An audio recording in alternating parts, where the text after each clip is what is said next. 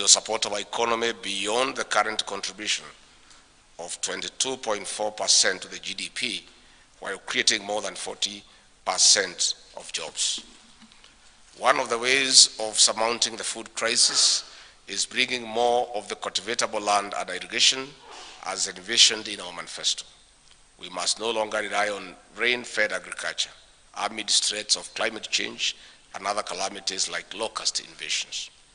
We have a clear strategy drawing from our manifesto on revolutionizing and modernizing agriculture. This is one of the first assignments of the Cabinet Secretary for Agriculture, the Honorable Mithika Linturi. As a government, we set a lot of potential in smart agriculture. There is no reason the manufacturers cannot invest in the sector. Indeed, the next Kenyan billionaires will be from the agricultural sector. In addition, we are keen to enhance value addition for agricultural produce. This is also in line with our commitment of tapping into manufacturing to win the country off or reduce the minimum importation for consumption. This will reduce dependence on foreign markets, which are subject to manipulation and other erratic geopolitical situations, like the war in Ukraine, for the benefit of our people.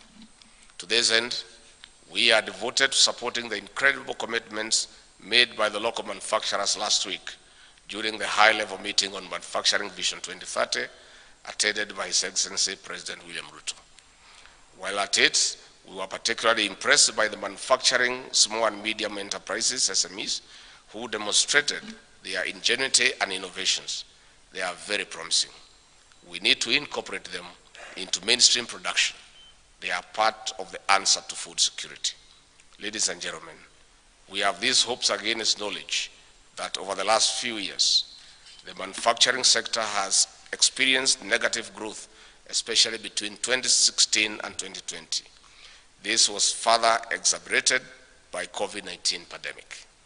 I'm optimistic that the conducive business environment the Kenya Kwanza government is cultivating will revitalize and allow for a bounce back. We must collectively back this sector into an upward trajectory. Together, we shall strengthen quality control of domestically manufactured goods based on research and innovations to raise our share in the sub-regional, regional, and global markets. This is how we shall be equal partners in the global arena. In this regard, I challenge the Kenya Association of Manufacturers to scale up manufacturing by exploring public-private partnership model and other opportunities. With such investments, we'll be creating social equity, reducing inequality, and alleviating poverty. Finally, ladies and gentlemen, at a time when the cost of basic commodities has hit a historic high, we must urgently collaborate for a better tomorrow by investing more in sustainable smart agriculture to defeat climate change for a stronger society. As a wind-up, allow me to reflect on a report of UNEP of 2021, which indicated that on average, every Kenyan wastes 99 kgs of food every year. This is about 5.2 million metric tons a year. This is despite the ravaging famine as millions of our people starve. This report is a reminder to generosity and recycling of food. I would like to express our deepest gratitude to the Kenya Association of Manufacturers and her members for supporting the country at this time of need. Asanteni sana.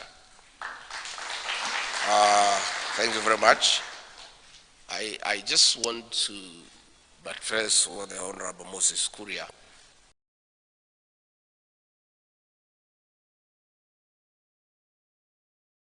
have such clarity of thought that the way to go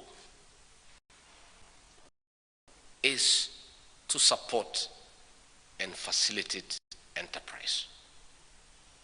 Government cannot be a stumbling block to investment, to manufacturing, to enterprise.